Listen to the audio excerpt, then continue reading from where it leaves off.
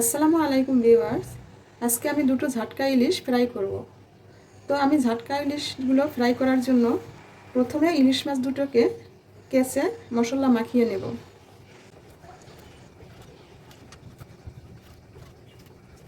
এভাবে কেচে মাছ দুটোকে আমি মশলা মাখাবো। এখন আমি একটু সরিষার তেল নেব। সরিষার তেলের মধ্যে আমি একটু হলুদের গুঁড়া এবং হাফ চামচ মরিচের গুঁড়া এবং একটু লবণ সরিষার তেলের মধ্যে দিয়ে দিলাম। এরপর আমি ভালো করে এটাকে মাখিয়ে নিব। এখানে একটু পেঁয়াজ বাটাও আছে, পেঁয়াজ বাটার সাথে আমি এটাকে ভালো করে মাখিয়ে নিলাম।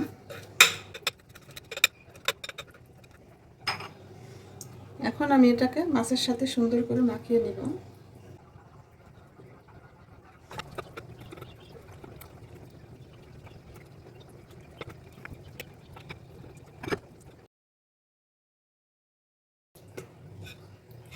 ভালো করে মাছ দুটোকে এরকম ফাঁকা ফাঁকা ঢুকিয়ে কাটা জায়গায় মশলা ঢুকিয়ে মাখিয়ে নিতে হবে। মাছ মাখানো হয়ে গেছে। এভাবে মাছটাকে আমি 5 থেকে 10 মিনিট রেখে দেব, এরপর ফ্রাই করব। প্রথমে কড়াইতে তেল দিয়ে দেব।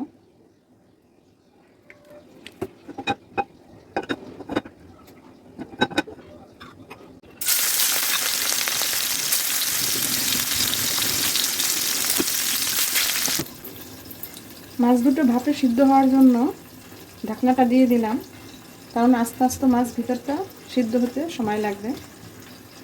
যারা ছোট মাছ খান না কাটার ভয়ে, তারা এভাবে ঝাটকা ছোট মাছ খুব সহজে সুন্দরভাবেই খেতে পারবেন। কারণ এভাবে ঝাটকা মাছগুলো ফ্রাই করলে কাঁটাগুলো নরম হয়ে যায় এবং ভাজির পরে মুখে কাঁটা বাজে না।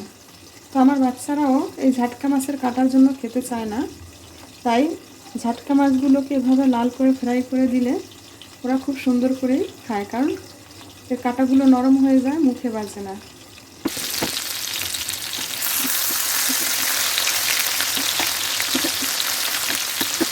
আমি যে তেল মাছের মধ্যে দিয়েছি তার থেকে আরও বেশি তেল বের হয়েছে, কারণ মাছ থেকে তেল বের হয়েছে। একদম লো আছে মাছটাকে ভাজি করতেছি, যাতে মাছটা নরম থাকে এবং ভাজিও হয়, খেতেও সুস্বাদু হয়।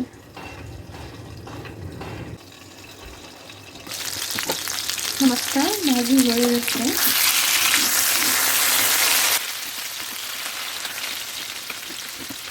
মাছ থেকে প্রচুর পরিমাণে তেল বের হয়েছে।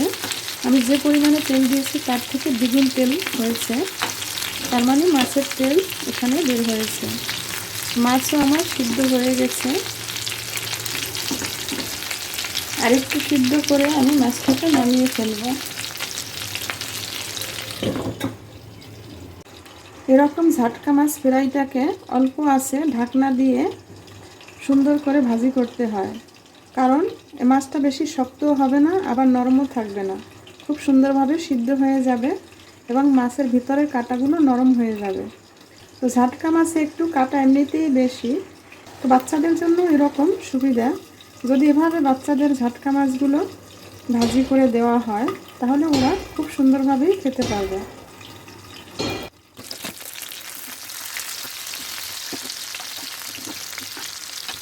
মাছের কালারটাও খুব সুন্দর হয়েছে এবং সুন্দরভাবে ফ্রাই হয়েছে আমার মাছ।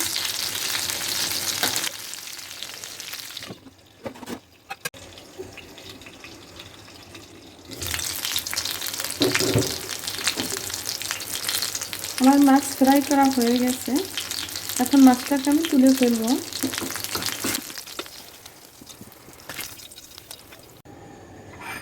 এখন আমি ইলিশ মাছ ভাজা তেলের মধ্যেই পেঁয়াজ এবং কাঁচামরিচটাকে ভেজে নেব।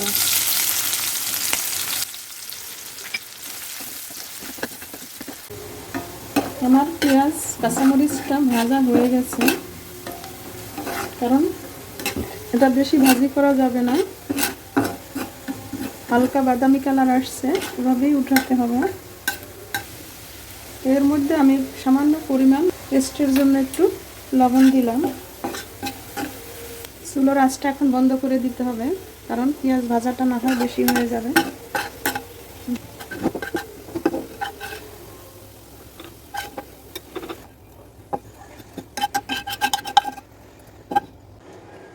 তো মাশাআল্লাহ এভাবে আমার ঝাটকা ইলিশ ফ্রাই করা হয়ে গেল। তো ভিডিওটি ভালো লাগলে লাইক কমেন্টস করুন এবং এরকম আরও নতুন নতুন ভিডিও পেতে আমার চ্যানেলটি সাবস্ক্রাইব করে পাশে থাকা বেল আইকনটি ক্লিক করুন। আল্লাহ হাফেজ।